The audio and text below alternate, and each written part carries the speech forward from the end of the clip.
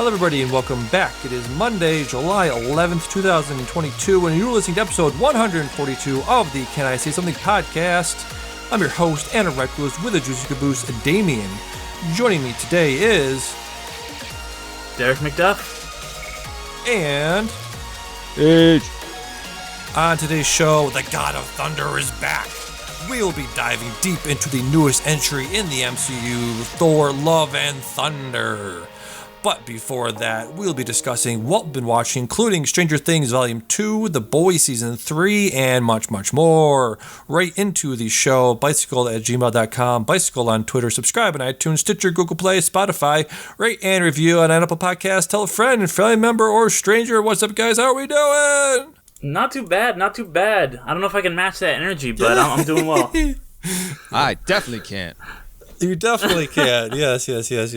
I never know what to go with. You know, the Midnight Boys got that sort of like, let's go. I'm Charles Holmes. I'm this guy with the receding hairline. Woo, let's go. Pew, pew. Midnight Boys, pew, pew. Let's fucking do it. Maybe we can't match that energy because you haven't given us a cool nickname and sound effect. Yeah. No nicknames, yeah, we need no to sound have effects. Our own thing. Yes. We need to have like a blam blam or some shit like that. Blam, blam. Blam.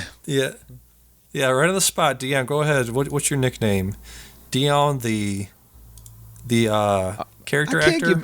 Not Noah? All right, you are the leader of this supergroup, bud, and I don't bestow my own nickname.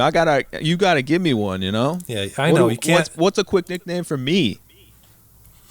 The Philistine, the troglodyte Philistine. You There had you that go. for a while.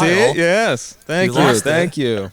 There you go. I'll give you that one. Now, what sound effect does that make? Is it like a pterodactyl?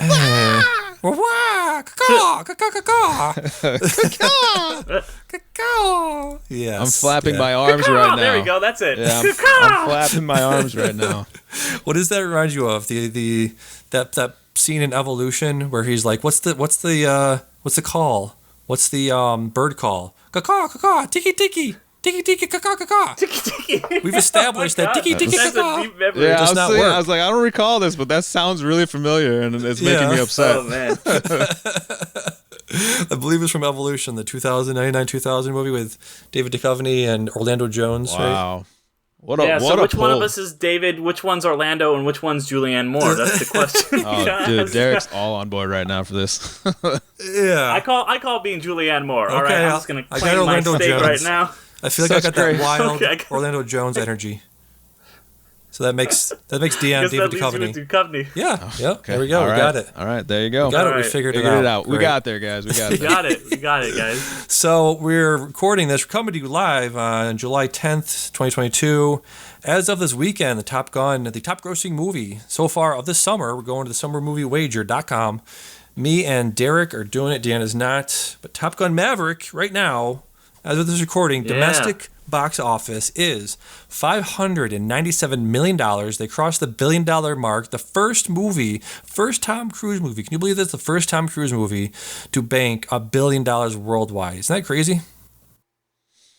It's the way this movie is behaving is insane because it got a pretty good opening, not like a crazy good opening, but it is like barely declining every week. Like every week it's like, oh, this is the second most that a movie's ever made in its 6th week behind Avatar. This is the second most that a movie's ever made in its 7th week behind Avatar. So it's behaving like a movie from like the 80s in terms of just like a summer blockbuster, because usually it's just like nowadays, especially after the pandemic with the release window being shortened so much, it's like you just got to make all your money in like the first week and then maybe the weeks 2 and 3 and then you're done. But this movie is still chugging along a month, 2 months later. Still going. So we got Doctor Strange coming in at number 2 with $411 million. Number 3 is Jurassic World Dominion at $350 million. The rise of Minions. The General Minions came to the theaters this week to see the Minions Rise of Gru. It's got $210 million. It's in 4th place.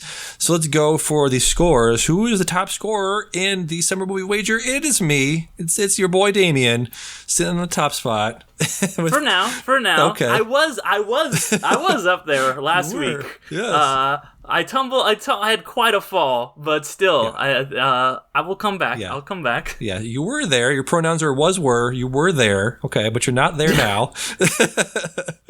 Enjoy this moment in the sun, I Damian, will. because I am. watch Thor: Love and Thunder is going to come up to number 2, which is going to bump Doctor Strange down to number 3. I got Minions that had Lightyear, so I think that I'm going to look pretty good at the end of this. I'm just saying. Nobody had Top Gun, so that's Yes. going to affect us all the same. Yeah, you have Top Gun at number 8, so you're kind of that's not great for you. Nobody. It doesn't.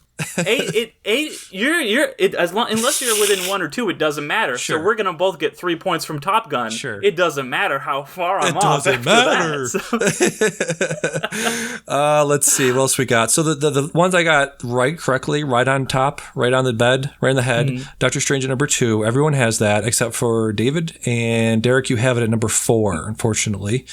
Or is that how that works? I got it at 3. 3. I got Okay. it at 3. Okay. And which it will. I think I watched Thor: Love and Thunder. It's gonna knock it down to number 3, and so I'm gonna get those points. It's I'm gonna get not- those points. You just watch. It's not doing well at the letterbox, or not the letterbox. The Rotten Tomatoes has it at 69%. Nice for the critics score. I think audience gave it like 88%. So it's ugh. Yeah, I think that Where it's reception doing is well at really the going to box hurt office, and this is called the Summer Okay. Movie Wager. It's Okay. about the Yeah. box office. It's not about the Rotten Tomato score. Sure, it's not the Rotten Tomato movie wager. Yeah, if we're playing the Rotten Tomato game, it would be a very different game. But Yes. we're playing the box office game. Yes. Fred. So is Thor: Love and Thunder like the biggest? It's going to be the biggest release of the year so far. So we're done with the big releases, correct? Basically. Yeah. Yeah. Well, I so mean, we're- the Super Friends Dogs What? one hasn't come out yet. Yeah, so for the things that still have to be coming out that are Yeah. still on the list, we have Nope, Jordan Peele's Nope coming out July 22nd, DC's League of Super Pets coming out July 29th, and we also have Bullet Train August 5th. So, you know, it's possible for the list to shake up, but I'm thinking Yeah. right now where the list sits, I think it's pretty well cemented for the rest of the year. What do you guys think? I got all those in my bottom half. Those are all from my six onward, like 6, 7, 9, something like that. Yeah. So I think those are gonna fall probably, and they're not gonna beat any of the big ones, but I think they're gonna knock out some of the ones that are right now. There is a big gap between Lightyear and then kind of everything else. Or I guess Elvis is probably going to fall in at 10, and I think everything else, the kind of bottom half, Black Phone, Downton Abbey, Bob's Burgers, they're all going to fall out, and those other 3 are going to kind of fill it in somewhere in that that back half. Yeah. All right. So yes, good luck to all again. As I said before, can't wait to see what happens there. So let's move on. I've been watching a ton of stuff. Let's get to what we've been watching. I have a topic here, age demographics, and I'm thinking about this, kind of like, why am I hating things so much? Later in the show, I'm going to bring the hate. I'm going to bring the fire. I'm bringing the hot takes. Man. I'm bringing the hot You've been takes. a hater I recently, have man. been. You just showed up on my Discord to be like, man, fuck this movie. Fuck your couch and fuck this movie. I was like, I thought this movie was okay, and you're like, if okay, you mean it smells like dog water. Yeah, dude, I left the movie theaters with Damian last night, or wherever, Thor: Love and Thunder, and I looked at him first, and I'm like, is it okay for me to like this movie?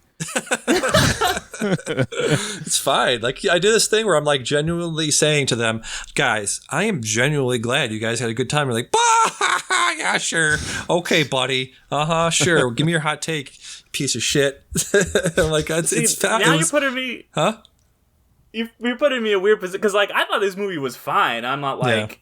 like ride or die for it, but now you're putting me in the position of defending a movie that I guess, it's like a B plus movie, and I'm gonna have to be like, all right, guess that's my job this week is to defend a B plus movie. So I've been thinking about this. man. Yeah. Why am I so down on things? There's the age demographic, the marketing age demographic thing was how you market things to people is based on their ages, based on their skin color, things like that. That's not great, but that's what they do.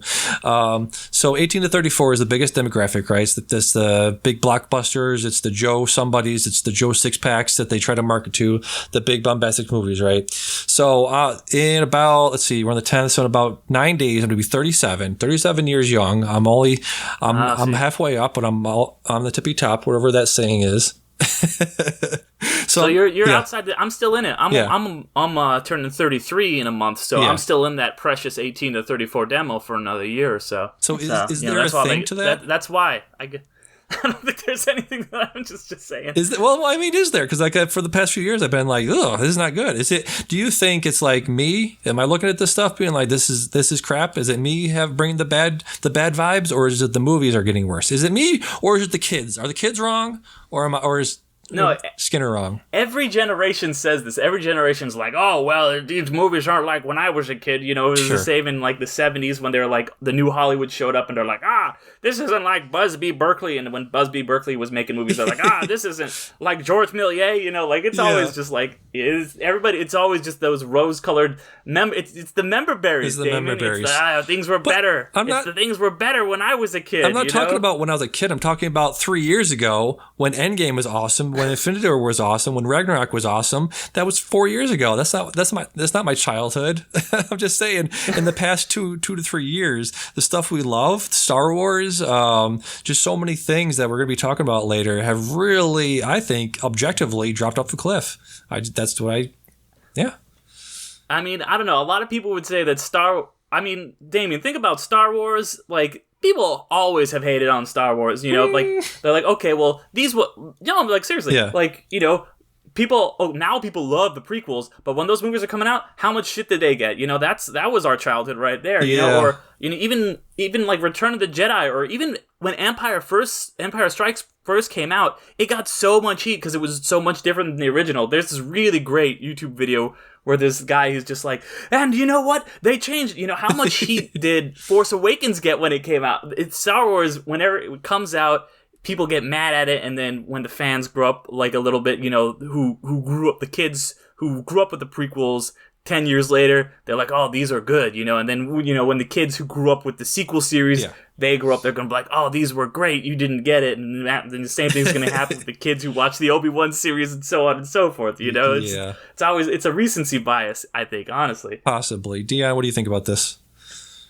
I think maybe we lost him. I think, no. Okay. You ever watch that episode of South Park where Stan's dad, he's like listening to the stuff that Stan listens to, and when he puts the headphones on, it starts off like singing, and then it's like violins start shrieking, and then like fart noises start happening, and then it gets so bad at a certain point that there's literal shit flying out of the headphone ears, and it's just covering Randy Marsh's face. Like, you're Randy Marsh, buddy. Okay. You know, and the headphones is everything perfect. happening right now. Okay. Yeah, it's perfect because it reminds me. You know, my dad a couple years ago, he was a musician in the 70s, and you know, for a long time he was just like, music these days is not good. I remember one day I was just sitting and I was watching like a live concert of the Killers, and my dad started like literally fucking crying. And I look at him like, Dad, you okay? And he's like, and he goes, I didn't know music was still this good. So The Killers, my That's God, incredible. It's incredible. awesome. Well, let me take this discussion, use it to pivot to some things I've been watching, because you said things, you know, I'm saying things nowadays aren't as good as they used to be. I went back and watched for the first time Stand By Me from 1986. Everybody knows this movie. Will Wheaton, River Phoenix, Jerry O'Connell from the Fat Jerry, Kiefer Sutherland, directed by Rob Reiner. So I read the book. Like I watched half of this movie, paused it, read the book, came back, and it ends on a very high note of them just being like, yeah, that summer we found a body, we bonded as kids do, I made lifelong friends, and it was great. We rode off into the sunset. No, that is not how the short story finished. Derick, have you read the short story this was based on? I have not. I've seen the movie a couple times, but I haven't read a lot of King. Yeah, so the way the book ends is, so let me just say that the in the movie, if you haven't seen it, they pull a gun on the bully. Like, the bully's ready to beat the shit out of them. They're trying to find this body that I think they alluded to one of the bullies killed a kid or caused him to die in some way. And so the main kids, Will Wheaton and Gordy and Chris and Teddy and all them and Vern, go to find the body so they can, report it and, whatever, be heroes and such. So they get there, and the bullies get there at the same time, and the bullies pull a knife on them, and the kids pull a gun on them, and they all sort of go their separate ways after having a huge argument. And that's where the movie pretty much ends. That's basically the end of the movie. The movie's only like an hour and a half. The book was on a little bit more to say, like, when they got back to town, they got the shit kicked out of them for pulling the gun on them. I was like, yes, that's exactly what would happen. And I think we're going to be talking about stakes later, about, how important are stakes, what stakes are, how far you can push a thing. And I think the book really does a good job of being like, yeah, they might have gotten away that time with near the body, but then they got the shit kicked out of them, because that's what happened. You have to have certain amount of repercussions for actions characters take in order for there to be some sort of stakes. And I think the movie really was not bold enough to go the extra mile to say, hey, they might have won this battle, but then they got the shit kicked out of them there, and they walked away and said, okay, they had some broken bones, they had this happen to them, but they grew up and learned you can't pull a gun on people. I think that was a really good message at the end of the book there. What do you think about that? No, that makes sense. I mean, one thing I do though like about the end of the movie, and I don't know if this is present in the book, is that he kind of was like, okay, well, this is where everybody went after this, and it's like really depressing. Like all of their lives after, like it's clear like that finding this dead body in the woods was the best moment of their lives, because they all had like depressing lives. I think one of them dies or something, or a few of them die or just have like these really sad lives. And I thought that was honestly sadder than just getting the shit kicked out of you, is just like having a miserable, boring life afterwards. Yeah, true. Yeah, so still recommend, obviously, a really great movie. Let's see. I also checked out Moulin Rouge. You talked about this, or you mentioned it a couple weeks ago. You were like, "Hey, you want some sexy Ewan in your life? Check out Moulin Rouge," and I did. This is an insane movie. Like, this is the most insane, wild Nicole Kidman performance I've seen in a very long time. She was pretty wild in The Northman. Like, this one and Northman are probably the most wild I've ever seen her get. But this is insane. Dean, have you seen this movie? No. No? Okay. This is great. This was one of those movies that probably wouldn't fly today, with John Leguizamo playing a little person, midget, whatever we call them today. Really crazy story, really out there, wild story. I need to see more Boz, I guess. I haven't seen, what is it, Strictly Ballroom was one of his first ones. I haven't seen Elvis yet. I haven't seen a lot of the ones. I haven't seen Australia. So, wild movie, a lot of stuff. Have you seen Gatsby or Gatsby's, definitely like that. It calms down in the second half. Or what's his other big one? Romeo and Juliet. Yes, I've seen Romeo and Juliet. I saw Great Gatsby a few years ago, because I believe, Dion, that's one of your favorite movies of all time, correct? Yeah, buddy. Yeah, buddy. Yeah. Great movie. Yeah, if you like that, maybe check out Moulin Rouge. It was very good. Had a lot of the same tone. I think you'd dig it. Yeah, absolutely. Let's see what else I've been watching. So back to like the classics. I've been watching a lot of classics, a lot of stuff on Letterboxd. They're like, watch IMDb's favorite top 10 or top 100 movies of all time. I'm trying to go down that list. So I watched for the first time The Untouchables, directed by Mr. Brian De Palma, from the year of our Lord, 1987. Has Kevin Costner, Sean Connery, Robert De Niro as the titular Al Capone. This was kind of weird. It's very much of its time. Not much of action as I thought there was going to be. A really great young Andy Garcia. This was the movie I was trying to think of a couple weeks ago when they were watching the Rewatchables, Bill Simmons Rewatchables. They were talking about Kevin Costner, this being his, like, he was like, if they got Kevin Costner in '86, that's like getting Jordan in the rookie year. You get Costner for $50,000 in '86. 2 years later, he's going to be a millionaire. He's going to be $2 million for his role. It's crazy. Yeah. Great movie. I recommend Untouchables. I believe that's on Amazon Prime. Let's see what else we got here. Dead Poet Society, again, one of the biggest movies of all time. If you go to Letterboxd, when I went to my Letterboxd and it was like, here are all the best movies of all time, sorted by popularity. This is the first one that popped up that I hadn't seen, so I finally checked it out. It was all right. It's fine. Yeah, it's a good movie. I rewatched it couple months back for the first time in like 10-15 years, so I was like, yeah, this is a solid movie, man. This is a solid movie. Yeah, another solid dad movie directed by Peter Weir. We talked about Master and Commander a couple of weeks ago. There's another solid dad movie. Yeah, absolutely. Great performances by Robin Williams, some very young actors, young Ethan Hawke, young Josh Charles, young... His first movie, I want to say. Yeah, I Hawke's believe so. First movie, I think. Yeah. I believe so. Yep. Kurtwood Smith still playing the asshole dad in this. He's been playing the asshole dad for like 2 decades. Yeah. I'm gonna put my foot up your ass. Yes, exactly. Great movie. Highly recommend that one. Let's see. And some newer stuff. Some stuff from this year. A movie from Richard Linklater called Apollo 10.5. And on my letterbox, I said, this is an amazing like nostalgia piece. This is an amazing like love letter to growing up in the late 60s, early 70s. Let's see. I wrote my letterbox. It's written as a story being told from the perspective of a 9-year-old Richard Linklater. So you have the focus being, the TV shows he watched, the food he ate, the places that he went, the things that he did in the 60s as a kid growing up in Texas. But you have, allusions to things that are going on back then with the civil rights protests, with things like that. It definitely, they show interviews with Black people saying, why are they spending money on the space program when they could be housing poor people on Earth? A lot of the same stuff they actually touched on in First Man. But yeah, very, very good. It's one Whitey on the Moon. Yeah, Whitey on the Moon. Exactly. Really great rotoscoping, that sort of tech he used in a lot of his early movies, in his movies from the 2000s. So that's very cool. I would highly recommend watching this. It's very good. One of the best. It's like a faux biographical account of his early days down there. So yeah, I highly recommend that one. One of the best things I've seen this year, actually. Let's see. Moving on. Let's see. Sundown let's talk about first Men. The movie Men from Alex Garland. You checked this out a couple of weeks ago. And I finally did as well. Let me see if I can pull this up on my letterbox. Yeah. Do you have any newer thoughts? Because I believe you talked about this after you saw it. Do you have any different thoughts since then, since seeing this? I mean, the only one thing I've been thinking since then is like, man, this is a great trailer. Like the all-time great trailers. Like the trailer for Men, incredible. And then you see the movie and you're like, what the fuck was that? Yeah.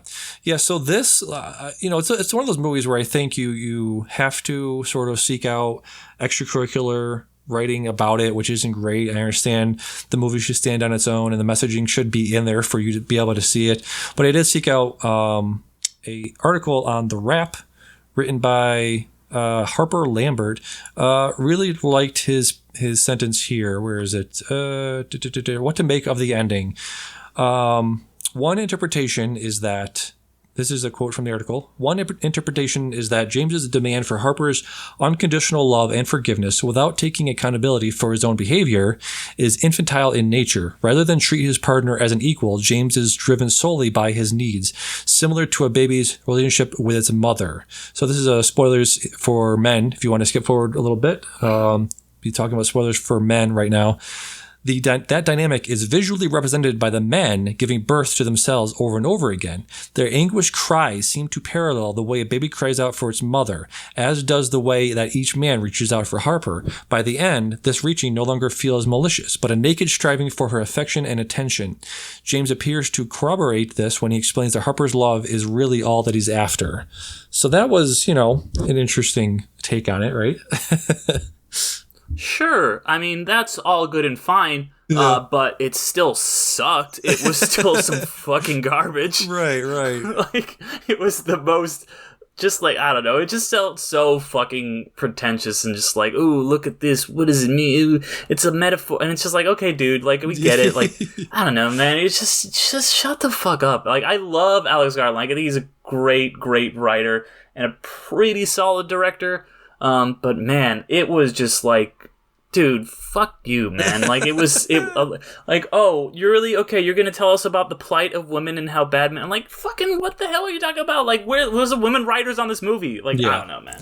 Yeah, it's weird because, for people like us who are aware of the world and the way it treats women, like, that is too heavy-handed. And then if you're coming at this from the opposite perspective of somebody that's like, are women really treated that badly? It's going to be so like not is it going to be heavy-handed for them too? You know, or are they going to completely miss it, or they're going to be like, I get it. So you woke filmmaker with your woke ideologies trying to slam this shit over my head, right? It's too heavy-handed for both sides of the spectrum, right? Yeah, and like I saw this with a woman, and she was just like, yeah, Jessie Buckley's character does not behave like a woman. She's not gonna just run into the fucking woods and like she doesn't like they see a creepy guy. I'm like, oh, I guess I'll go. Like she's like, no, like you would not do that in that situation. As like like a young female just run out in the woods and there's a naked man and it felt really heavy-handed and just not interesting. Like I was maybe the first 2 acts I was like, okay, where's this going, and then it just completely was just visual and metaphorical garbage. Yes, exactly. Yeah. So not great, man. Alex, get back to your tech stuff that you're most familiar with there, most comfortable working with in the tech area.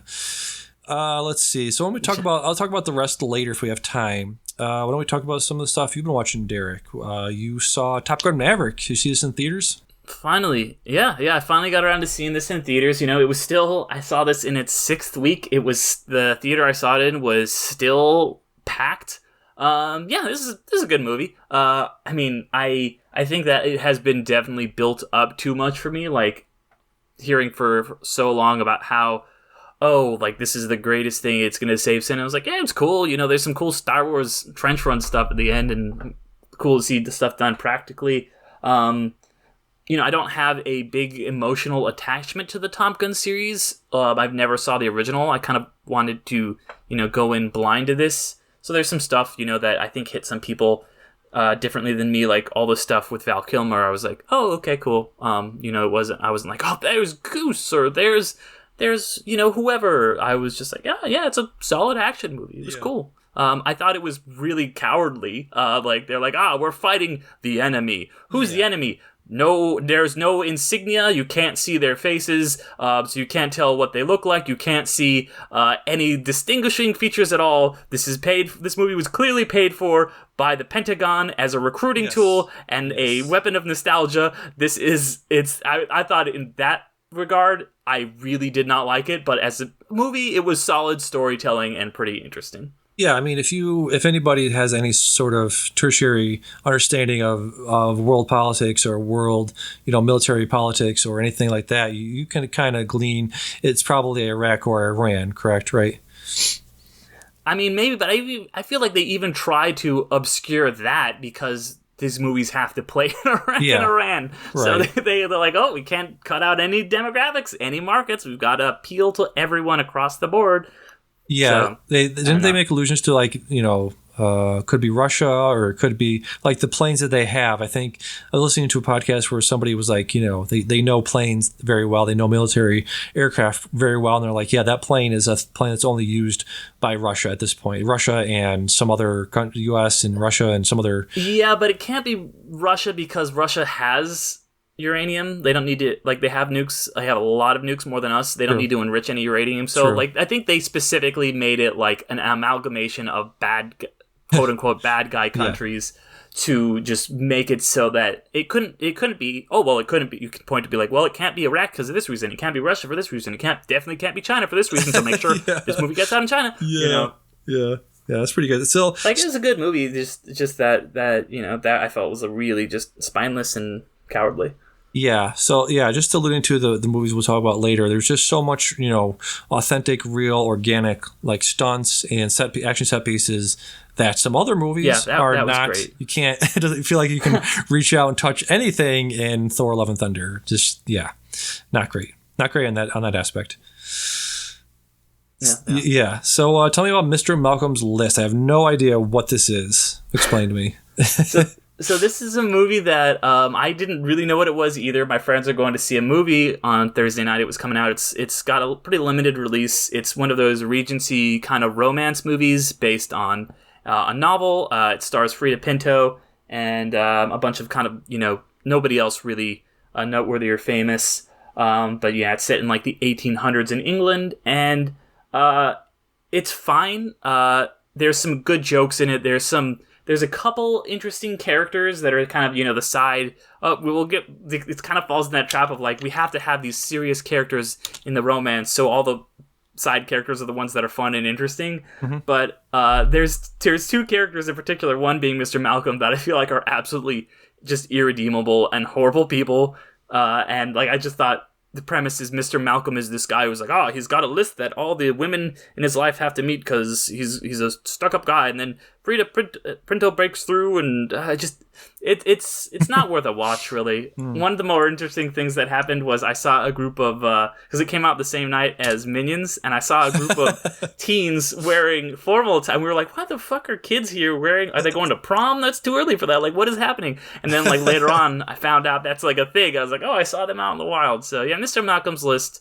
I mean, if you're really into Regency romance stuff, it's basically what if Jane Eyre was written by someone who wasn't great, who was not a great writer. Wow. I'm kind of like, there was no chemistry between, like, Frida's great, but the guy who's playing, Mr. Malcolm, he's good, but they really don't have any chemistry.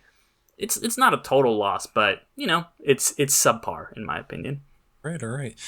So let's see. I want to move on. Let's do a little bit of Stranger Things talk so Dan can pop in here. You watched the Stranger Things. Deanne watched The Boys. So let's talk a little bit. Yeah, let's talk a little bit of Stranger Things Volume 2. What did you think of the season overall? I dug it. I thought it was really good. I think this is one of the stronger seasons of Stranger Things. I like that this season ended with some real stakes and consequences, and it does that thing that like Avengers Infinity War and Empire Strikes Back do, where it's like, okay, this is real. Like, there's going to be some big consequences in the finale coming up.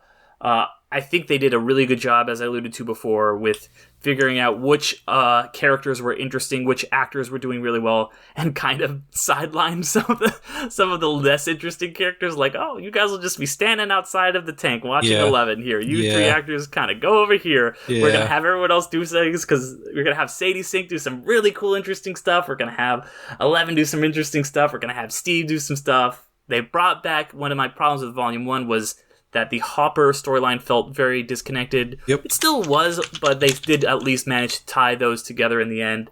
But some, great vibes. As always, great, cool special effects and sound editing and all of that stuff. I keep listening to Running Up That Hill ever since I've been watching it. Yeah. So I really dug this season. Yeah, so I have some notes here. Got some notes going on. So this would you call this prestige TV, or is this like is a genre thing that has this much genre in it? Does that not qualify for prestige TV in your mind?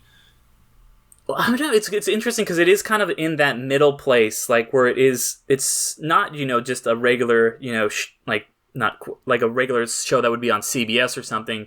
But it doesn't feel like, we're going to get... I mean, Winona did come out, but they're not going to get, like, a huge movie star, and he's going to come and be in this show.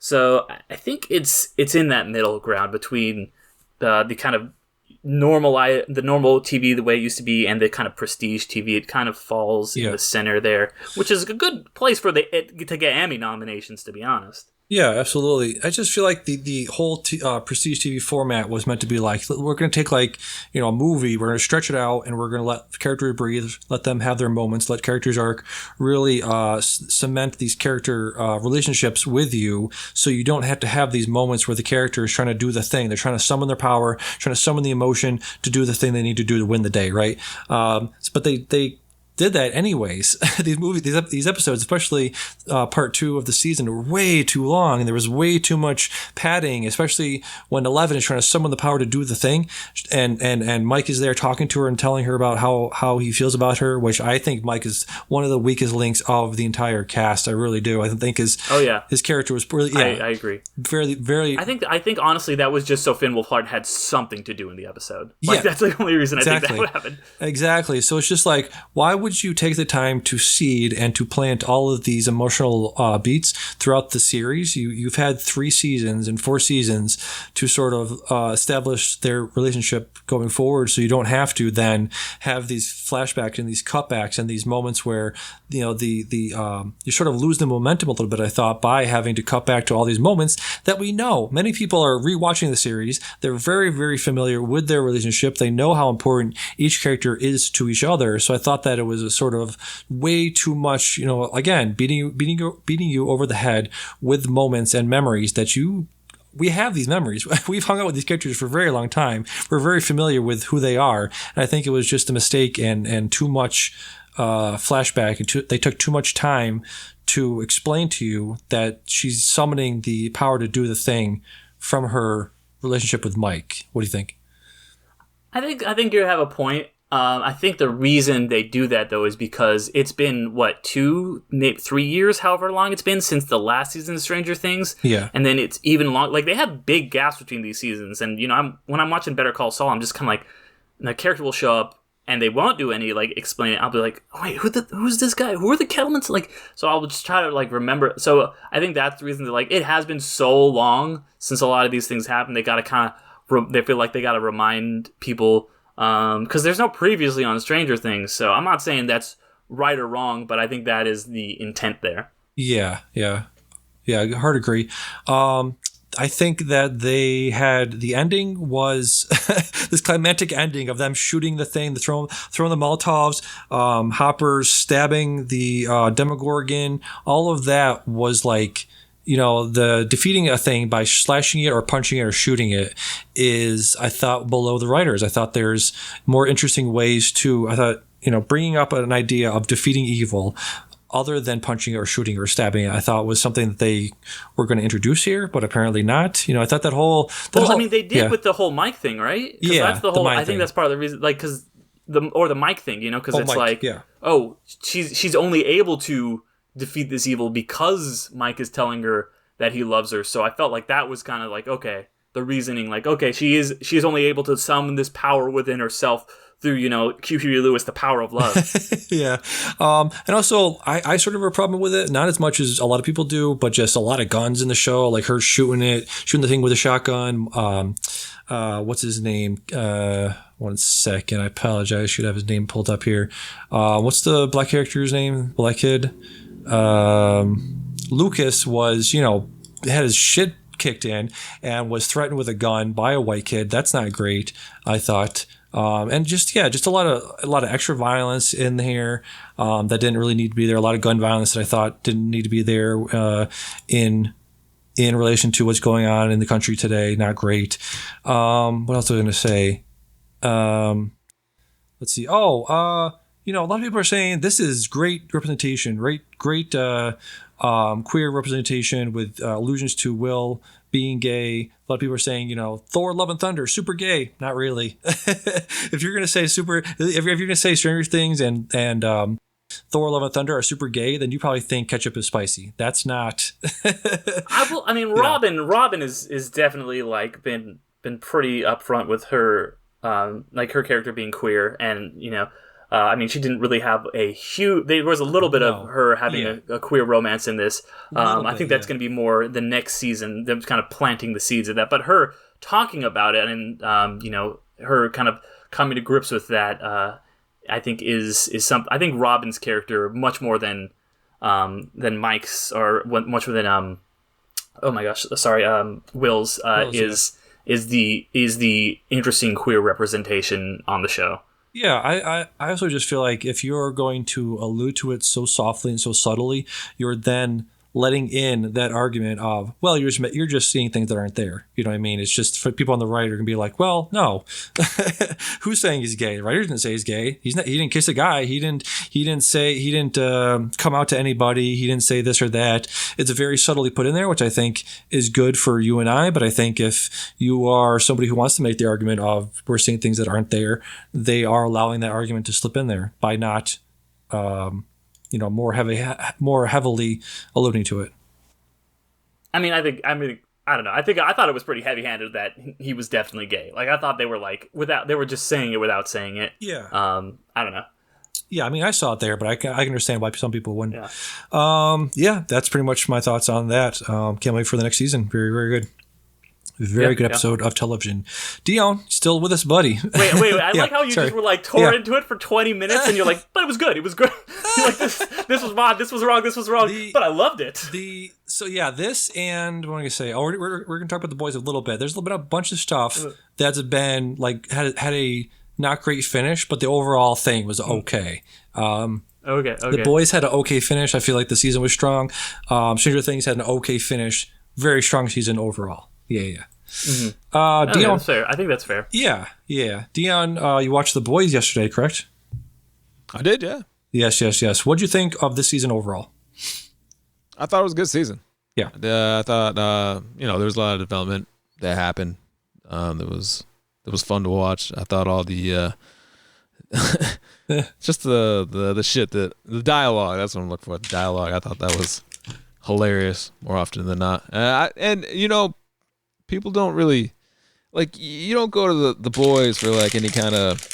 You wouldn't expect to for like any kind of philosophical inwardness. I don't know. Basically, some people do. But, yeah, you think so? Wow, Yes. Well, Go ahead. But I mean, between the relationships these people had, the parallels, like how the foreshadowing, and just like just the overall environment and all of it, and people just not understanding sometimes that it's not like this isn't happening. Like superheroes don't exist, but like this whole backdrop it has, it's just like it goes right over people's heads. It's just I don't know. It's funny that you find a show that can make people act like total idiots and not realize that they're kind of the joke there. It's awesome. I love seeing that kind of thing. Oh, that was it. Okay. So yeah, I think it's well said. Well said. Yes, well said. I thought I was rambling. You guys, I had you guys like wrapped around my finger right there. That was good. Yeah, witty in your brevity. I like it. Let's see. So yeah, a lot of real life stuff that they're alluding to. They had what was the song they did? Imagine. They did Imagine in this show. I don't know if Dion, you're not quite plugged in. You're not quite balls deep in culture. I know Imagine. I know all about it. You knew about it. Okay. So yeah, that was go in ahead there. for the crowd. You were going somewhere. Yeah.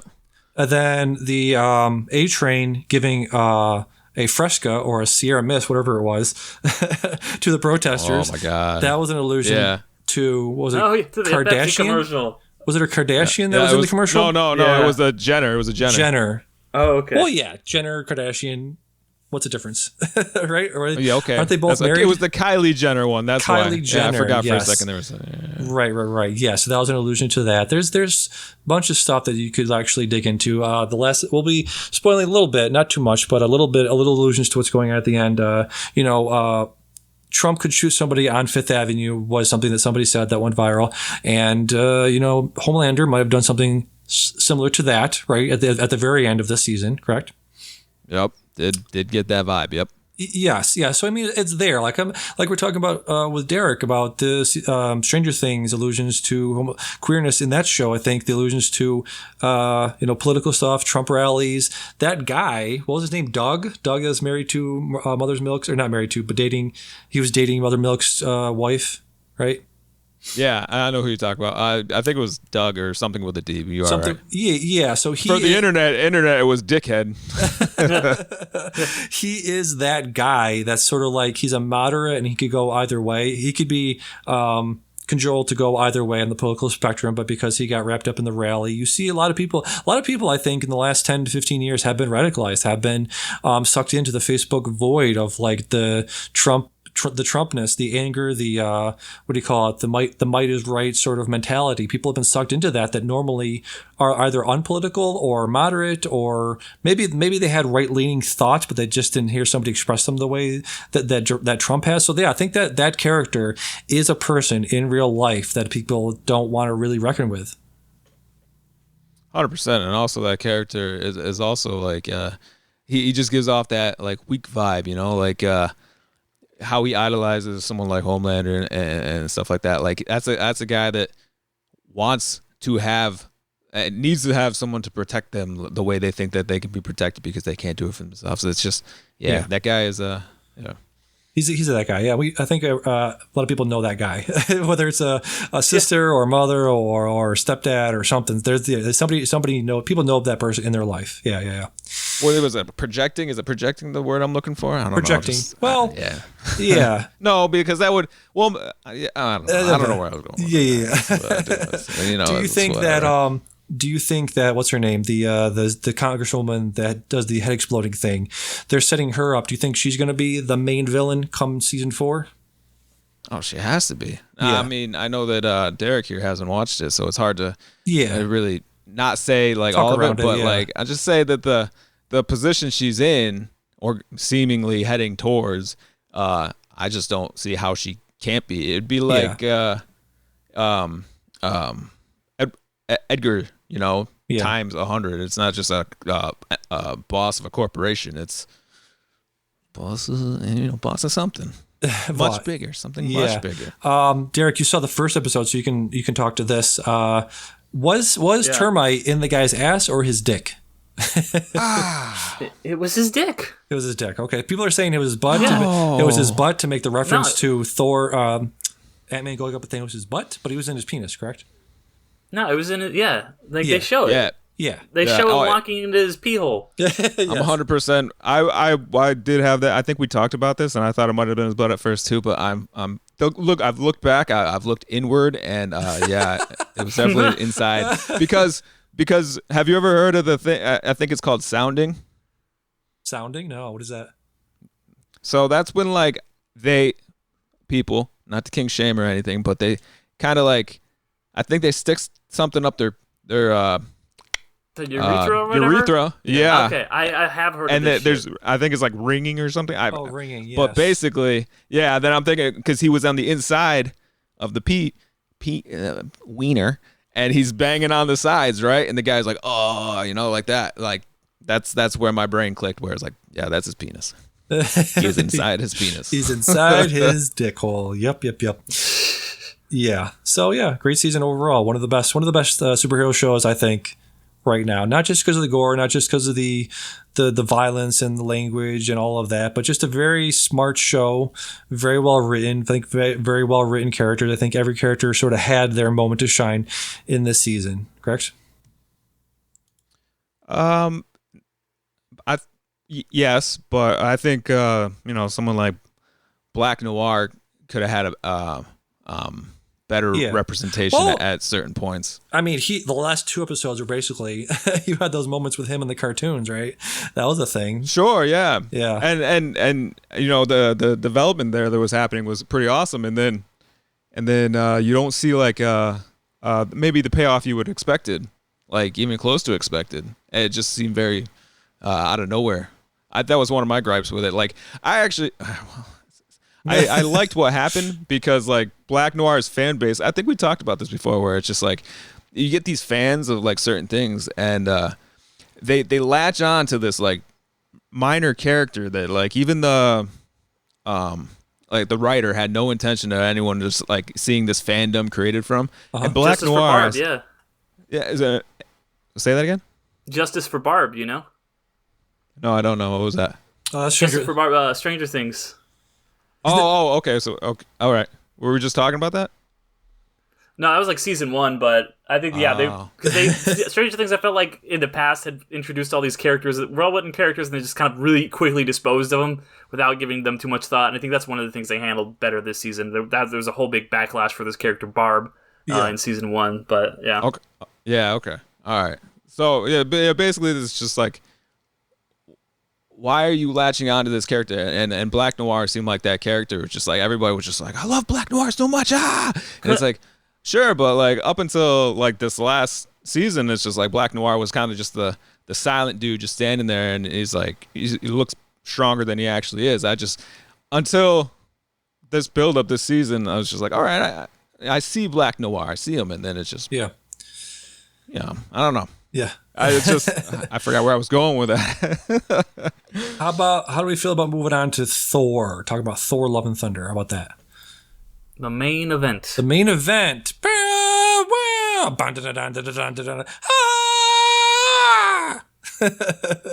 Thor, Love, and motherfucking Thunder. Big release this week. One of the biggest MCU movies so far. I was highly anticipating it. I think we were all highly anticipating it, correct? Yeah. Hell yeah, dude. I love Hell yeah. Ragnarok, so You love Ragnarok, I was really excited. All right. Well, I'm going to go last because I have the most to say, the most shit to throw at this film. So, Derick, why don't you go first? What'd you think of Thor: Love and Thunder? I kind of alluded to earlier. Like, I thought this was good, not great.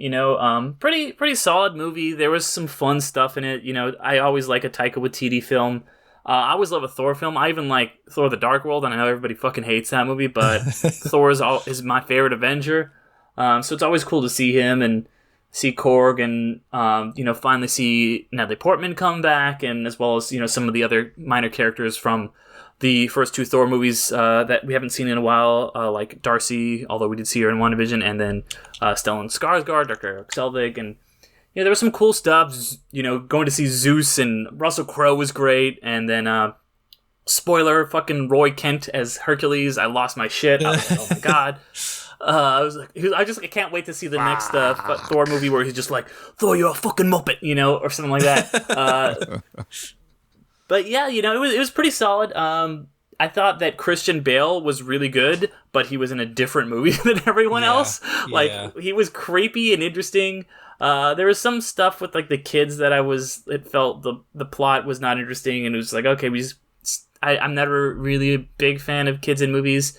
I did like the parallels between Jane Foster and Gore, where they are both kind of being kept alive through this magical artifact, but it's also sucking the life out of them. And, she's kind of living on because of love, and he's kind of living on because of hate, and, the two sides of that coin. And I do appreciate that at the end, it was just Thor was like, hey, if this is my last moments, I'm not going to talk to you. I'm going to talk to the person that I love here. And that was kind of how he was won over. It wasn't a big sky beam shooting into the sky that they had to turn off like so many other Marvel movies. And that's if I have any complaints about Marvel movies, is the end tends to be the weakest part for them. But I felt like the ending worked for me. I liked seeing Thor's development into being a dad. So, solid movie. 4 out of 5 stars for me on my Letterboxd. Dion, what did you think of Thor: Love and Thunder? I loved it. I thought it was a solid movie. I loved it though. I didn't think it was like up there with Ragnarok, but I mean, not to sound like, and there's an echo in here, but yeah, Thor is one of my favorite superheroes. So pretty much all of his adventures, I'm pretty stoked to go on. Huh? Yes, go ahead. Sorry. Oh, yeah. And I think his interaction with all the characters, like throughout the MCU, is probably one of the top tier relationships. Just especially with someone like Star-Lord and the Guardians of the Galaxy, and the whole arc that he's had. Like you can still see that kind of depression kind of carrying over with him, and he doesn't know who he is, and doesn't, like, he's got all this power, but he's like lost. Like, man, I feel for the big guy. That's got to be a lot. So. That adventure mixed with all the other adventures, and Natalie Portman coming back. I love Natalie Portman. One of my favorites. Especially with those guns. Whew. Those guns, Natalie, dude. Yeah. What are you doing? Like when Hercules is blowing off. Step up. I was in trouble when I saw her at Attack of the Clones, and now, oh my gosh.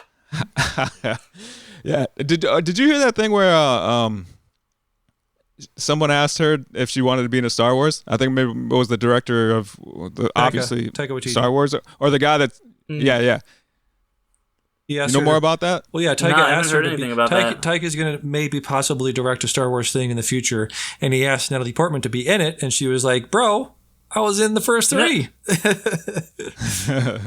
Yeah, it's very funny. But anyways, yeah, she was super jacked, and there was that scene with Zeus was blowing off Thor's clothes, and I remember saying to my wife, I was like, I got a problem with this scene, and she's like, what? Because a guy's getting naked for once, it looks hot, and I was like, no, that they're both not up there getting their clothes blown off. Equality, baby, let's go. Yes, I mean, with a gun show like that, let's go. But yeah, no, Thor was fun. I thought at times that the dialogue was a little stiff. I don't know. I felt like they were kind of like with Korg narrating and like the delivery of it was just like he's telling a story. But even when people started saying their lines outside of that story, it still felt like sometimes it was like Korg narrating what they were going to say. I thought that was. I know you were talking about how Natalie Portman's like so much smaller than Chris Hemsworth. Yeah. So she had to like walk up like ramps and stuff like that. Yes. And you're like that. Maybe that's why she looks stiff to you. But I thought it was also in the dialogue. For the first maybe 20 minutes, I was like, there's. I don't know. The words felt lifeless. Yes. And then Korg comes through, and then I experienced what true lifeness is. I love that. I wish there was more God killing. But I thought Christian Bale killed that role. Yeah. And I love that the work they did with that, the scenes that he was in, the black and white compared to how colorful the whole movie was. That was cool. Yeah, and it needed more of them. Yes. Yes, wholeheartedly agree. Yeah, I'll start there. It needed more everything. It needed more gore, needed more Natalie Portman, needed more setup for both of their character arcs, for both of their story arcs. I thought the movie starts, full spoilers, sorry. Full spoilers for all this stuff moving forward, so go away and come back if you don't want to hear spoilers. Not enough setup for Gore's story. I thought, who is this person? Why do we care that his daughter just died? Who is his daughter? What was his family like? What was his community like? What was his world like? What was his life like? None of that was on display here. And the movie's 2 hours, so that right there tells me that the studio stepped in and said, "Listen, we need as many butts and seats as possible, and many showings as humanly possible. So your movie cannot be more than 2 hours and 10 minutes. Cut that shit down." And I feel like I've read a bunch of different interviews with Taika, and he said, there's a 4-hour cut out there, but it's all just jokes. And I'm like, all right, well, maybe you didn't make a movie that I wanted. Maybe there isn't a version of that movie I wanted out there. Maybe there isn't a good 2.5-hour movie out there that I wanted. But yeah, like you said, more God butcher stuff, more God butchering, more of that, more of the why is he so dangerous? What can he do? What is he capable of? Because he stabs Valkyrie at one point, but that's whatever that is. Again, talking about stakes, it doesn't have to be a death. She could have been maimed, could have cut off an arm, a leg, whatever, blinded her, something. Again, she lost her kidney. She lost her kidney. Yeah, sure, okay. Needed more time. Civ lost an arm. Civ lost an arm. Okay, there's an arm. It went to Valhalla supposedly. The whole movie needed more time to separate the emotional beats from the funny beats. There was too many funny beats mixed in with the emotional beats. You have that moment. One of the first scenes with Natalie Portman is her trying to be funny, and I think that's not one of her strengths. She's an amazing actress. I love everything she's been in, but I think comedy is not one of her strengths. I think this movie, unfortunately, has that totally on display throughout the entire thing, especially when she's getting chemo at the hospital. She tries to laugh it off as a joke. I understand a lot of people use humor to sort of, negate that, to negate sadness and hurt and grief and all that. Using humor to deal with trauma? What's that like? Never done that. I've done that my whole life, so I'm still doing it. So I sympathize with that, but I feel like you needed a moment with her. She had that moment on the ship where right before they get to the Shadow Realm, where she sort of is dealing with it and reckoning with it at that moment. But I thought there should have been more of that. I think this movie, we left this movie, and I said to Dion, it needed to be longer. And he's like, "What do you mean longer?" I'm like, just have more setup and more payoff and more prepping and more groundwork to build in those moments of sadness. You can't just have it's not a ice cream. It's not a sundae where you can just mix in the chocolate with the peanut butter and the frosting and all that. You gotta compartmentalize all of this stuff separately so you can savor each moment. And then overall, with the MCU, I'm going to quote David Ehrlich here. I have a quote from his review of Thor: Love and Thunder. He said, quote, "After 14 years of galactic-like growth, the Marvel Cinematic Universe has gotten too large to sustain the metastatic expansion that allows it to become such a culture-devouring force, and is too successful to risk taking a different approach," which, people are saying this is different, this is wild, this is out there, and it's doing a lot of the same things that Ragnarok did. It's very funny, it's very bright, it's very colorful.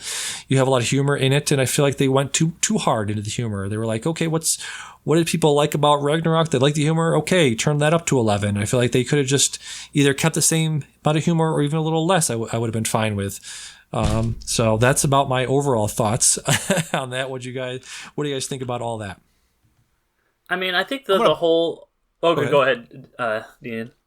Yeah, I came in hot. I know. I got startled. I'm going to push back on the Natalie Portman can't be funny thing. Cue up Lonely Island, Natalie Portman doing her rap. Yes. Yeah, you can suck on these nuts like Gusher, buddies. Okay. Damn, Go ahead, Natalie, you a Derick. crazy chick. No, I think I want I to. know, Bishop. I want Okay, to. go I want to ahead. push back against the whole notion because it's something I hear a lot about. Like, oh, all the Marvel movies, they're just the same. They're so formulaic, and I think that is. I mean, it's true to a degree in the same way that all A24 movies are the same, you know, and like they're all kind of like sad like movies from like indie directors and stuff like that. And obviously, there's differences between Midsummer and The Witch, you know, and there's just like there's differences between WandaVision and Guardians of the Galaxy and Captain America 2. You know, they feel like they're in the same universe because they are, but then they can still do different things. So I think that there is definitely a style, but like a lot of studios have a kind of consistent theming and thread through them. So I think that is maybe a little bit overblown, and it's a little bit of the grumpy grandpa Scorseses of the world getting mad about superheroes, you know. Yeah, I think it's different. I think the difference is you can definitely see them in Shang-Chi. That was a great movie, one of my favorites from Phase 4 so far. Spider-Man had different feeling to it. I think these do. Sam Raimi, what he did with Doctor Strange was incredible. I think they all are standalone movies. They all stand alone in their own tone and rhythm and pacing, and I think that's great. That's what part of my problem. And I'll just use that to pivot into my main problem, which is they aren't leading into anything. What's the big bad? What's the next story? What's the story arc? Where's it going? I had this thought the other day of like Kevin Feige said the other day they're going to be Secret Wars. It's Secret Wars. That's it is, it's gonna but be. when, where, and who, and how, and just a little like, hey, I heard maybe there is like this thing going on, like somebody could have said anywhere along the way in the gods in the Colosseum, hey, there's this guy and he's over here and this other thing's happening and there's these multiverses, and it's just a little reference here to that. So I have this written down. Basically, one of my favorite parts of disaster movies and monster movies is the first 20, 25 minutes, 30 minutes where like in Independence Day, Godzilla, you have that moment where the scientists are like, oh, there's like this a probe went out over here, or there's like a fishing vessel that went missing off the coast of this thing. And that moment in Godzilla, in the Matthew Broderick Godzilla, where he's standing in the footprint of Godzilla, and like, holy shit, this thing's huge, and this thing is coming, and we got to be prepared. And oh my god, amazing! I want that stuff peppered into the MCU like they did with Thanos. Thanos was in Guardians 1, which understandably, okay, that was in Phase 2, that was in 2014, that was 6 years after they started Phase 1. Okay, we're only in, it's a year and a half in, 18 months in. Okay, that's fine. Why couldn't, if they knew that they weren't going to pepper in little Easter eggs to what's coming maybe in 2023, 2024, then just say that. Like, say at the beginning of Phase 4, hey guys, don't expect anything major until next year, until 2023, 2024. That's when we're going to lead into the next big bad. If he had said that, I would have been fine with all these movies being standalone and not referencing each other and not referencing what's coming forward. But he didn't say that. And so because of that, now I'm like, what are we doing? Where's this plan? Where's the MCU going? Somebody could have said, oh, there's Kang, there's this guy, Kong. I don't know. Somebody's coming. Somebody's been talking about it. There's a rumor. There's just a morsel, a crumb. I'm hungry. I'm a little piggy boy, and I'm hungry for a morsel of anything. Please give it to me. That's all. So I will say two things. Yes. To that. First of all, did you see Doctor Strange? Because that whole movie, they're like, oh, an incursion can happen, and two universes can slam together. That combined with all the stuff that's going on locally is clearly building up multiverses and universes fighting each other. It didn't happen in Thor, I grant you, but that's already two things that have given you your morsels. And the second thing I will say is I feel like that argument you made is completely the opposite of the one you were just making, where you're like, oh, all these Marvel movies, they're, or that at least the guy you quoted was making of these movies being too homogenous, them being too like of a piece and not being able to do their own thing, like Taika do his own thing. That was always the worst part of those Phase 2 Marvel movies, is like, oh, we have to have this scene in Avengers 2 where Thor goes to a magic jacuzzi. It has nothing to do with this movie. It's just here so we can set up future things. Those were always the worst parts of those movies. So Yes. I'm glad I just got to see a standalone Thor movie that just got to do its own thing. And I do think we are still getting those morsels, but it does feel like phase 1 where it's like, all right, we're telling some more standalone stories. We'll pepper in a couple things, just like we did with phase 1. Like, oh, here's the Tesseract that showed up in Captain America. And, even Thor 1 kind of grinds to a halt for a second where they're like, oh, Coulson's here, or that was the problem with Iron Man 2. Iron Man 2 was all just setting up future movies. And I think that, there is a balance to strike between this is its own, like, this movie has to feel like a movie. It doesn't have to feel like something for the next movie, Yeah. I'm ready to eat. Yeah, go ahead, Dion. I'm somewhere in between both of you, where it's like, all right, yeah, I want to see the next big bad, but maybe that's on me. Maybe, like Derick brought up, you saw at the end of Doctor Strange, you saw at the end of Loki, and that clearly the next threat has to be like universal level threat, kind of. So I like the idea of having these other superheroes just having like these normie little lives on Earth, like Earth's the biggest deal, but they don't know that. Maybe you're looking at it like an MCU, like everything has to be connected. Look at it as like these three movies, these endings where these guys are going. This is like the true event. You gotta like anticipate crashing into the rest of their phase 5 of the MCU. You know what I mean when I say that? Sort of. What do you mean? Basically, I'm saying how everything doesn't have to be tied together. Like, okay, so think about you got your normal everyday humans right here, and they don't even know, like, it's like, okay, so Spider-Man protects me from this criminal, blah, blah, blah. But then you got like a story where Thor is off fighting this god, where it's just like, all right, well, if Gore succeeded in killing all these gods, the whole universe would be like a very different place. Or the world might be thrown into total darkness. Yeah. Yeah, exactly. Yeah. So, like, to have that happen, like, all these little peons on Earth or something, like, just completely oblivious to the real dangers that are happening. So here we are as fans. We're like, oh, well, I want to see, like, all these connected. I want to bring in the big bad, whoever it is, Kang, whatever. But what if it was just restricted to, just the Lokis, the Doctor Strange, the characters that have, like, this, that deal in the multiverses or whatever. Like, that's what you need to focus on. That's the MCU moving forward. Mm-hmm. Did I bring it together at all? Yeah, no, I get you. Yeah, go ahead. And I think you run the danger of like doing what Boba Fett did, which is like it was 5 episodes of a show, and they're like, "Hold on, we gotta put in the Mandalorian here. We gotta put in Luke. We gotta do the," and it's just like, whoa. What story are you even telling? Because you were doing one thing, and as much as I love The Mandalorian, and that was the best episode of the show, it was just an episode of The Mandalorian. We were just not doing Boba Fett anymore. So that's the danger I think you run into if you're just like, well, everything has to set up something else. And that's why I was big on Obi-Wan, is because it was Obi-Wan. It was done. It was 1 season. I mean, there might be a season 2, but this arc is complete. They didn't be like, oh, well, Ahsoka's here too, and maybe we'll see her in another show. Like, there was none of that shit. And that's I think that's a dangerous thing. You gotta kind of play it. You gotta not overplay your hand on that front. Yeah, true. And another point I was thinking too.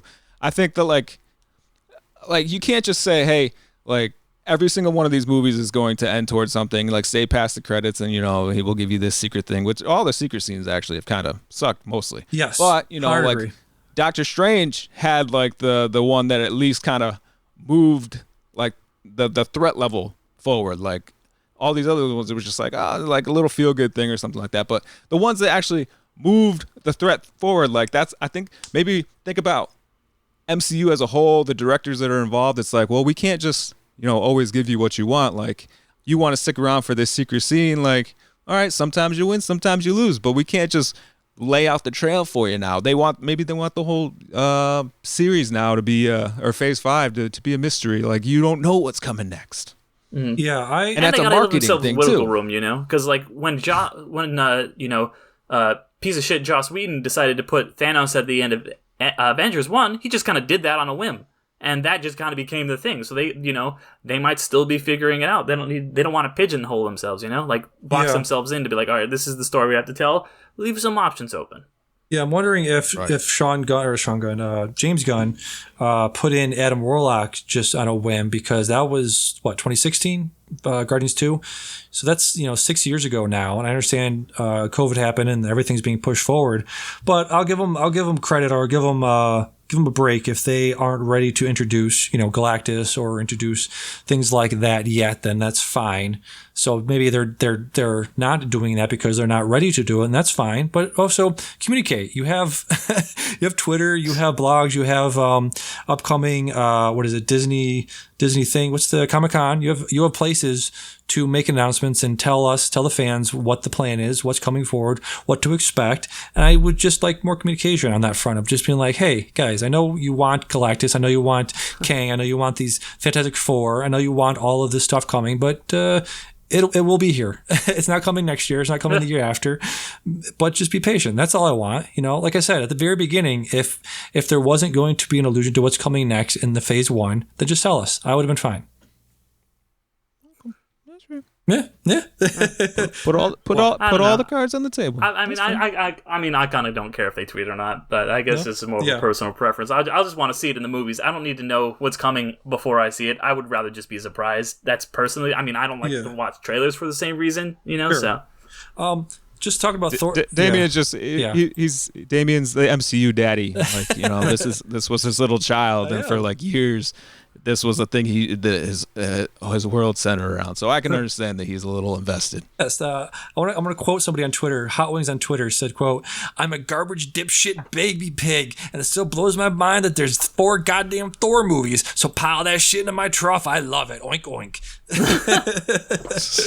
Just give it to me. Give it to me all. I love it. I love it all. Just give me all the secret stuff.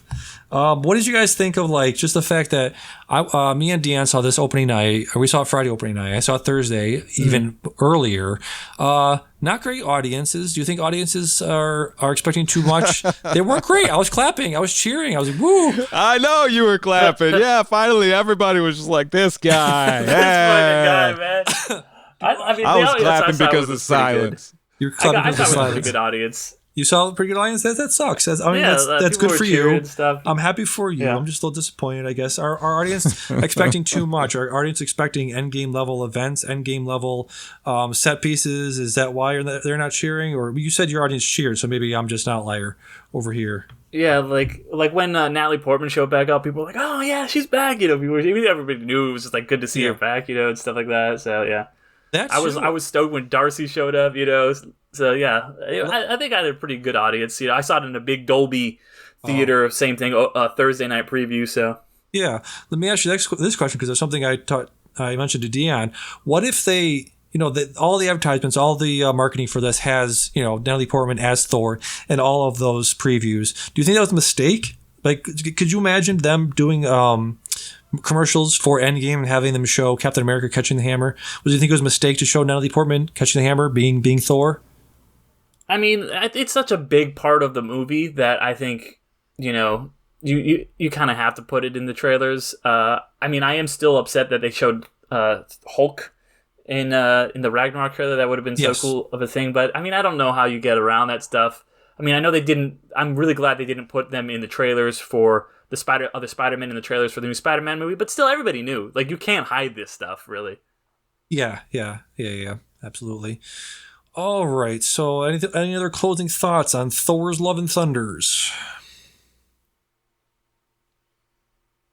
I think we covered it. We covered the whole thing. All right. Yes. This is the most I've talked about a movie I kind of enjoyed in a while. This is the most I've talked about a movie I hate in about 5 minutes. All right. So jumping back to some of the stuff I watched this year, I also checked out Ambulance, the Michael Bay movie that I believe Derick had as number. Yeah, you're number 3 of the year, correct? Mm-hmm. Some pretty high up there, right? Yeah, I rented this in 4K, even though I have it on my Plex. It was in 1080 on my Plex. I was like, I need every little morsel. Again, I'm a little piggy boy for all the pixels. Sweet 4K drone footage in this. Exactly, movie. It was pretty cool. So good. Yeah, Jake Gyllenhaal was very good in this. Abdul Mateen II was great in this. Isa Gonzalez was pretty good in this. I felt like they kind of forgot about her character a little bit near the end. Do you think so as well? It's been 2 or 3 months since I've seen it now, so trying to remember like what she was doing at the end. But yeah, I think it becomes more of like, it becomes more of like the bros are in this like the whole brother thing when they have the big shootout at the end and Yaya's wife shows up and stuff. So yeah, she does kind of take a backseat for a minute, but she does get that really great surgery scene, so I feel like that makes up for it. That was so gross. The fucking spleen. Such a great scene. Spleen exploding in her hand. Jesus, that was nasty. Yeah, really great unhinged Jake Gyllenhaal. It was sort of like a more like not so psychotic version of his character in Nightcrawler. You've seen that movie, right? Yeah. Oh yeah. Yeah. Dion, you've seen Nightcrawler, right? We watched that for... Yeah, it was great. What was it? We competed that... We put that up against Zodiac, right? Zodiac, yep. Yeah. So, if you like... I think I voted for Nightcrawler. Did you? Interesting. So, yeah, if you liked his performance in that, I would recommend watching Ambulance, now streaming on DamiansPlex.com. Let's see. Also checked out The Outfit. This is a little small thriller, 1950s thriller, starring Mark Rylance, Zoe Deutsch. We got some Johnny Flynn. I believe we saw some of him in Emma a couple of years ago, in the 2020 movie Emma. Remember that movie, Dion? Oh, my God. Oh, Anna Anya Taylor-Joy. Yes. Yeah, did you even watch that? I think that was my lowest rated movie that we've done. Yeah. I was gonna say that's a good reason to see. Like, if you didn't like Emma, do not watch Mr. Malcolm's List. Like, because Emma is a much better version of Mr. Malcolm's List. I'll say that right now. Yes. So this is a great movie, directed by Graham Moore. He directed The Imitation Game as well, I believe. And again, another movie we watched for the movie Cage Match a couple of years ago. I think did you like Imitation Game? I voted for that. You voted for that. I did. That was fun. I like the whole puzzle behind it. Yes, it's a very good movie. So this is also the movie. The Outfit is also brought by that same director. Let me see here. Lost the thread here a little bit. IMDb. So yeah, great Mark Rylance character. I love him. I think he was miscast in Don't Look Up as the sort of unhinged tech genius. I think they could have gotten pretty much anybody else, and it would have been a better casting choice there. Yeah, what do you think about him in Don't Look Up? I mean, I don't know. He was fine. You know, he's fine. Yeah, he's fine. You know, I think he's better. And even though it's a bad movie, Ready Player One, I think he's a lot better as that kind of the tech genius in that one. Yes. Really great taunt little thriller. Like what's it about? Who's doing what? The gangsters come in, have a little standoff in the guy's office there. So yeah, a really great movie. The Outfit, highly recommend that. And one more thing, very quickly. Sundown is a movie starring. Oh, sorry, I thought I had my stuff pulled up, but apparently not. Give me 1 second here. Sundown. It's a movie starring. What's the guy's name here? Tim Roth. Got some Tim Roth in here. Charlotte Gainsborough is also in this film. Great little character study. Short little character study. Would highly recommend. One of the best movies I've seen this year, actually. I have a whole thing on my letterbox, B_4 Benedetta. So check out my list of everything so far this year. It's everything I've seen, not just 2020 movies. So check out that list on my letterbox that is on there. Let's go to Reading Corner. Head over to Book Corner. I've read 2 Stephen King short story collections. One of them had The Shawshank Redemption and The Body, which was the Stand By Me movie. It was made into Stand By Me. Very good movie. Very good collection of short stories there. Shawshank Redemption was pretty much the movie. It was everything in there. Very, very faithful adaptation they did for Shawshank Redemption. One of my favorite movies of all time, right? Perfect movie. Right. Shawshank's great, yeah. I agree. Yep. Yes. Great stuff. And again, I've had very much a nostalgia trip with stuff like Apollo 10.5 and Stand By Me. Very much the nostalgia trip, coming of age trip for me. And I read the Saturday Night Ghost Club. I believe it's a very short novella, 300-page novella about a kid growing up in the late 80s, and his eccentric uncle takes him under his wing to try to find some ghosts in their neighborhood. It's very good one of those. Very short little story. Highly recommend that. Derick, you've also been watching stuff For All Mankind. How's that going? That is going really well. I'm binging it, so it's currently airing its season 3 right now. I'm about halfway through season 2. For anyone, have you guys seen it at all? Not at all, no. You guys know the premise? Yes.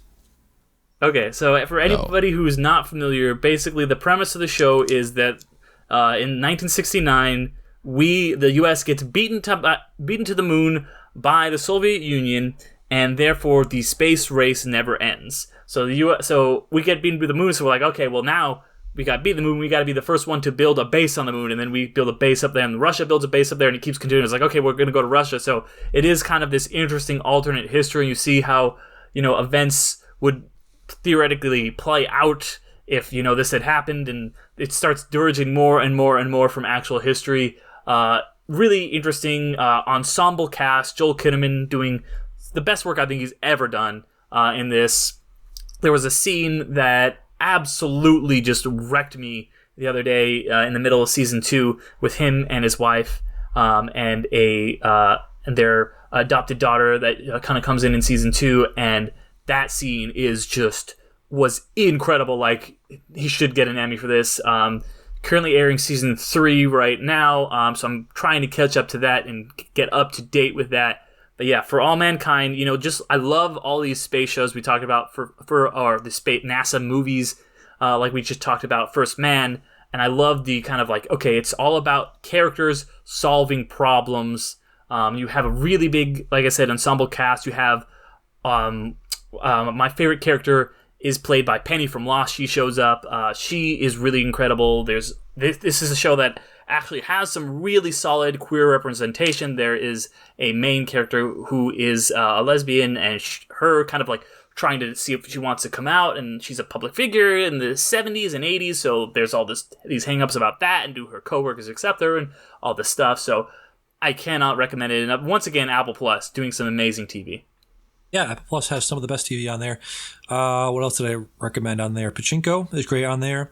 You watched Severance already? That's on there. Yes, yes. If you're in the mood for a spy thriller, Slow Horses is great on there. So many great shows on there. I believe, what's the Rob Melkenny, however you say his name. Mythic Quest. I'm also all caught up on Mythic Quest. Nice. Just finished season 2 a little bit ago. That is another really great show. And there's it's the same team who did Always Sunny, with Rob McElhenney, starring in it.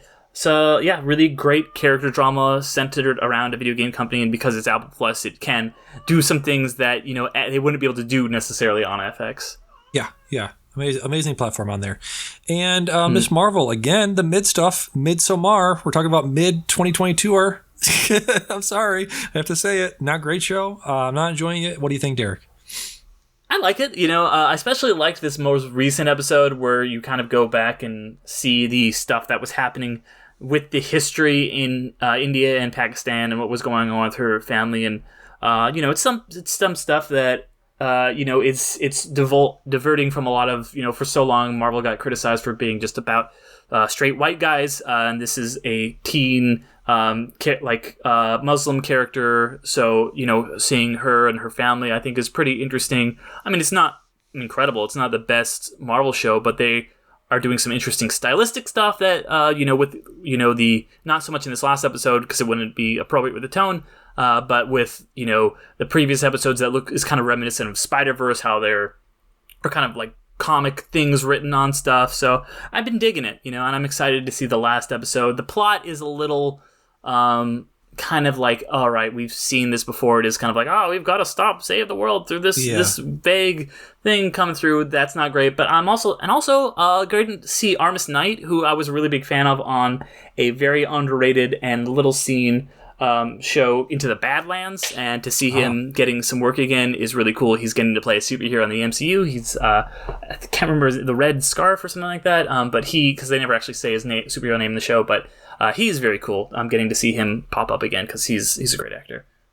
Yeah, very cool. I just pacing has been a huge problem. I think Thor: Love and Thunder's pacing at the very beginning was not great. Miss Marvel pacing not great. I think Miss Marvel, Moon Knight, Obi-Wan, all decent shows. All could have been movies. Easily could have been movies. Yeah. I think it's very obvious that they're Yeah, just as the mouse. It's trying to wring as much blood as they can out of this stone. And it's just kind of obvious that they are doing this stuff to be like, hey, keep the service. You got to keep the service. If you want these shows, you want to keep watching the shows, Miss Marvel is going to be leading into the next thing. Keep the service. Miss Marvel is going to lead into, what's the next one? She-Hulk, right? She-Hulk is going to be the next service on Disney Plus. So it's just like, yeah, I see you. I can read the Matrix, guys. I see the numbers. How could you complain about this being like you have to watch this to understand the next thing in the same podcast that you were like they're not having enough connective stuff between these movies? I don't need 9 what hours. are you talking about, man? I don't need 9 hours of Miss Marvel. I could see it in an hour and a half. Give me an hour and a half. Give me 2 hours. You can't be like, well, you can't. Whoa, I'm only watching this because it has to lead to the next thing. I hated this because it was standalone. What? There's a good middle ground between 6 hour thing and a 2 hour thing. You can make a movie 2.5 hours and tell a good story. You don't need 6 hours of Ms. Marvel. I don't need 6 hours of Moon Knight. I don't need 19 hours of Stranger Things. There's ways to pace out a story and the ways to tell a story that can be not too long and not too short. I just think there's a happy middle ground between TV shows and movies. That's all I'm saying. That's all I'm saying. All right. Yes. Yes. I'm just saying, man. I'm just saying. I know, and I'm a piggy. I'm a capitalist piggy. I will slurp from the teat of Mickey Mouse. I'm a dirty piggy. They're gonna put it in my trough, and I'm gonna slurp it up, and I'm gonna say thank you, Lord Mickey Mouse. Give me more. Thank you, sir. Give me more. I'm gonna do it. You know I will. But also I'm gonna complain about it. That's all. I'm not gonna like it. That's what I'm here for, guys. This is the content. I'm not calling him dad. This is how you get the clicks. This is how you get the subscribers. This is how you get the followers, by being inflammatory. You say things that piss people off. That's how you get the people. That's how you get the numbers. It's like, no, stop it. Right, Dion? You know about the numbers. No, you're right. You're 100% You know right. about the numbers. Yeah. Bring in the numbers. Bring the Bob heat. Chapek's not even my real dad. Bring up the numbers. Dude, that's why I let Damian go when he just goes off, and I see you've been doing it too. You just let him go, and it just draws him in. Drawing the people. He's like, dance, puppets, dance. Bringing the heat, yes. Anything else, Dion, you got to talk about this week? Anything, any games, any movies, any books you're reading? I watched Minions: Rise of Gru. Ooh. Yeah, cinematic masterpiece. It is. No, if we talk about continuity here, like they gained powers in this one, and this one happened well before. What? I didn't like that. Yeah, the minions gained a power. It's not canonical. And it's just like they're not. Yeah, and there were characters that were introduced that like they clearly have to have another movie. So like one of them is they introduced this little fat minion. I mean, no, big fat minion. The other ones are little fat, but this one's big fat. And you don't see him in any of these other movies. So either he has to like walk off into the sunset with somebody, or like, does a minion actually? They're indestructible, but does someone find a way to destruct this fat big minion? Like I have questions I need answered. We need the real answers about Minions. I didn't see Minions 2 yet. I didn't like Minions 1, but low-key, I like the Despicable Me movies, you know? Like, I think Despicable Me 2 is a very good movie. Yeah, I enjoyed all the Despicable Me's. Yep. Yeah. There was more dialogue in it. I don't know. It was more than just banana. You know, like, yeah, exactly. More than that. I have yet to see any of the Despicables or the Minionses. I'm above that. I don't consume childish content such as the Minions. Oh, okay. I would never. I would never ever consume such. You see Steve Carell when he puts on the suit with the big nose, and you're like, ugh. Oh, Derick, excuse me, sir. I need to go watch a Marvel movie and complain about it. I'm a thespian, okay? Don't dirty my mind with such things. I'm a Philistine. Anyways, let's wrap it up there. Then I watched. Hold on, I got one more. I watched. Me and my wife had a date night last night, and we were trying to figure out something to watch later on, and it came down to The Unbearable Weight of Massive Talent and The Green Knight. And The Green Knight won out. Oh, no. And boy, was that a mistake. Oh, no. Date night ruined. Date night ruined. She was so mad watching this. She's like, we were like 7 minutes in, and she's like, I have no idea what's happening. why? What is happening? I was like, well, this dude came in and he issued a challenge, but it's not a challenge, it's a game, question mark, on Christmas, asked to have head cut off, and then told person to come to me in 1 year and I cut your head off. She's like, I'm out, like instantly. 9 minutes. Incredible time. He bailed. But that said, I went through the whole thing, and this was something, man. There were funny parts, not funny parts. What am I saying? There were good parts. I liked the cinematography that it had, but man, like if you weren't familiar with that poem, the medieval poem that this was based on, like if you're going in cold, I read it after, so yeah, I went into this cold, and it was just like it was not what I was expecting. I mean, so I went in maybe cold. that was on me. I went in cold. I gotta say, I mean, I dug it, but I can get why. It's one of those movies where like I watched this, so I was like, I dug it, but I get why people don't like it. Yeah, I mean, it felt like a little. It kind of felt epic, but at the same time, like it felt like it was missing something. And I think the thing that was missing was just that my total involvement. I wanted to like it. I went into it wanting to like it, and I just didn't find my way there. But I did like how it ended. I even read further in on it that it was kind of like a reverse of how the poem goes, and I thought that was pretty neat. Yeah. But yeah, I read the poem too, and yeah, I mean, I liked it in the end, and it had, you know, it made me. It was one of those get you thinking afterwards, where it's just like, maybe, you know, life isn't about destination; it's about the journey you take. Maybe it's not being right all the time; it's just being right when it matters. You know, like that kind of stuff. It's like, okay. All right. Good job, well man. done, Good job. David Yes. Lowery. Indeed. Okay, so let's do some plugs. Coming to the end here, let's do some plugs. Criterion sales going on. Derick, how many Criterions have you bought in the past couple days? I mean, I bought 0, but I've sold about 1 million to a bunch of smelly dudes because my day job is working at Barnes & Noble, and I'm in the music department a lot. How dare you? It's just a lot of, excuse me, sir, they got a stack, and it's just Damian's like, these are my people. They are. Oh, man. The Gentle Minions bought some Criterions, yep. It's a bunch of white dudes buying fucking Akira Kurosawa DVDs and thinking they're cool. Thespians. They're thespians, I do. Yeah, so I've never seen so much Fellini in my fucking life. So many discs of Fellini. How dare you? You don't understand the neo-realism genre, sir. I'm gonna go get. I mean, I'm probably gonna pick up the Day Trippers, maybe. Yeah. So let's see. We got the Medium blog going on. My hot takes. You can read those hot off the press takes. Why 2022 has been so aggressively mid from 2 weeks ago. Aversion to risk taking is going to be the MCU's downfall. Was a couple days ago. So check those out if you want to be burned with my hot takes over there on Medium.